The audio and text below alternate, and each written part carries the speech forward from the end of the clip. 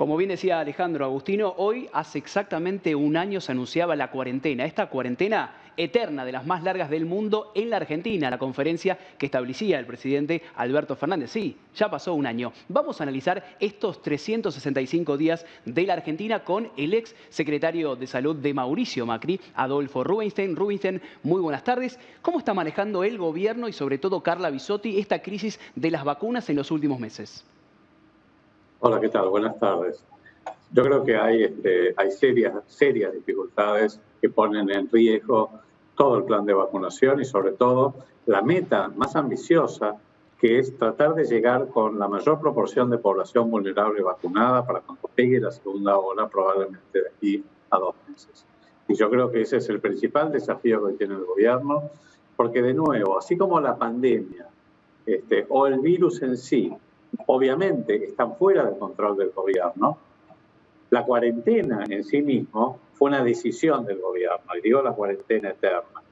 Y ponerle la vacuna en el brazo de todos los argentinos también es una responsabilidad del gobierno, pero digamos, aun cuando las conductas sociales o digamos, la transmisibilidad, las nuevas variantes que aparezcan, etcétera, son parte del contexto de la pandemia. Pero la vacunación es directamente responsabilidad del gobierno en cuanto a la implementación de la política pública más importante para poder mitigar el impacto de la segunda ola.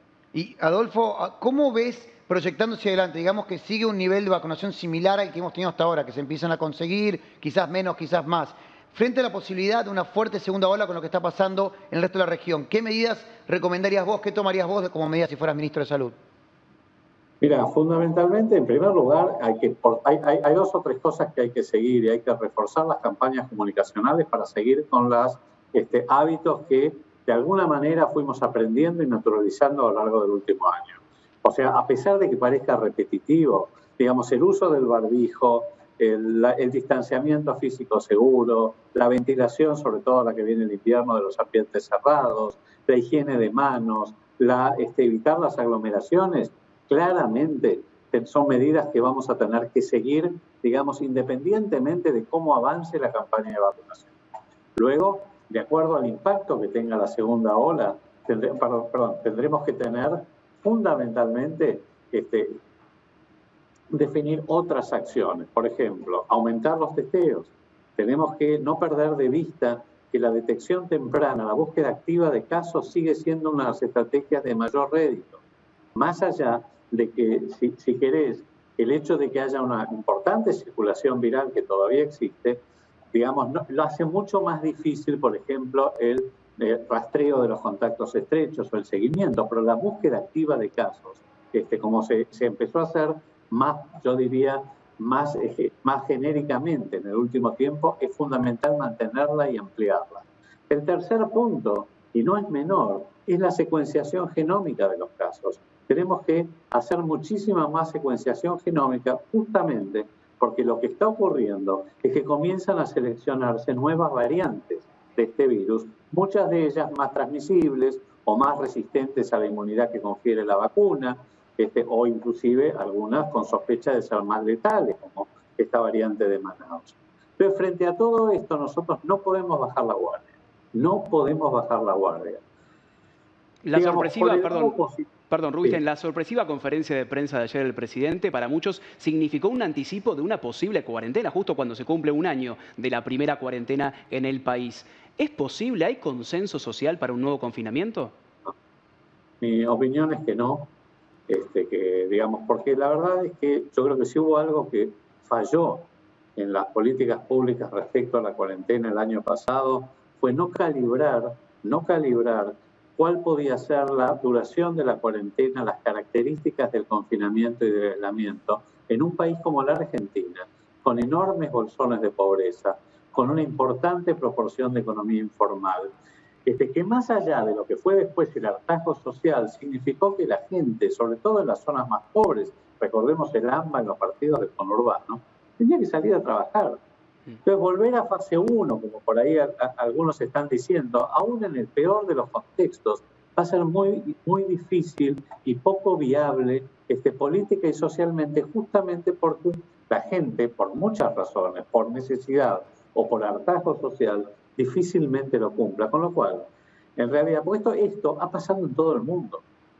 Ha pasado en todo el mundo que cuando la gente ya se confinó, digamos, en Europa fueron cuarentenas o aislamientos de no más de 2 meses, la vuelta a los aislamientos significa una fuerte resistencia, a pesar de que durante el verano, por ejemplo, estuvieron bastante liberados.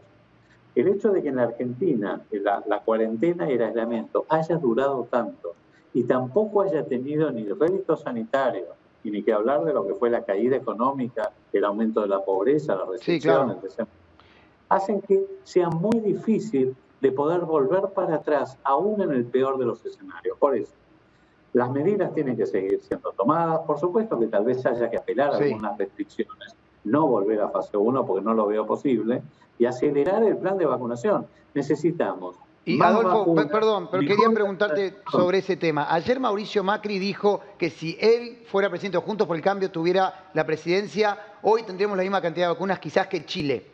¿La realidad es que no hay vacunas o que Argentina no se las dan porque no está alineada con los países correctos o la importancia relativa a nivel global no es la que nosotros imaginamos? Es una muy buena pregunta la tuya. Hay varias razones. Hay razones globales que tienen que ver con un escenario de restricción de vacunas, de falta de producción a escala. Esto está ocurriendo en todo el mundo. Entonces hay ya un escenario difícil. Sobre ese escenario de escasez o de escasez relativa se suma el hecho de que la Argentina, con la trayectoria que tiene en cuanto a incumplimiento, a defaults, a falta, digamos, sobre todo incumplimiento de pagos, a sus problemas macroeconómicos y financieros, hace que no sea un socio confiable, por ejemplo, para la compra anticipada de vacunas o para los acuerdos de compra anticipada, que son los que permitieron que países como Chile pudieran tener, aprovisionarse de vacunas como para empezar una campaña de vacunación masiva. Y la tercera son factores que hacen a la propia realidad local. Hubo muchísima improvisación en la gestión de las vacunas, que ahora desemboca en mucha imprevisión. No tenemos un horizonte de previsibilidad en cuanto cuándo van a llegar las vacunas, qué vacunas van a llegar, cuál va a ser la dinámica de la vacunación. Hoy, en realidad, es como que estuviéramos apelando a recursos de última instancia para conseguir algún lote de la Sputnik, ver si viene o no viene la de Sinopharm, qué va a pasar con la de AstraZeneca. Bueno, y fundamentalmente, ¿qué es lo que ocurrió para el cual se cayó el acuerdo comercial con Pfizer? ¿Cuáles fueron las condiciones que le pidieron a la Argentina que nunca fueron reveladas? O sea, la realidad es que el escenario es muy complejo y yo creo que hay que mentalizarse para enfrentar la segunda ola con una baja proporción de la población vacunada y el mantenimiento de todas las medidas de higiene y prevención. Como noticia tal vez un poco mejor, pues tampoco quiero presentar un panorama apocalíptico, yo realmente creo que la proporción de la población argentina que ha tenido ya contacto con el virus, obviamente no son los 2.200.000 o 2.300.000 casos que hoy tenemos confirmados, sino probablemente muchos más. Yo diría que razonablemente por lo menos un 20% de la población argentina y tal vez más ya haya tenido contacto con el virus.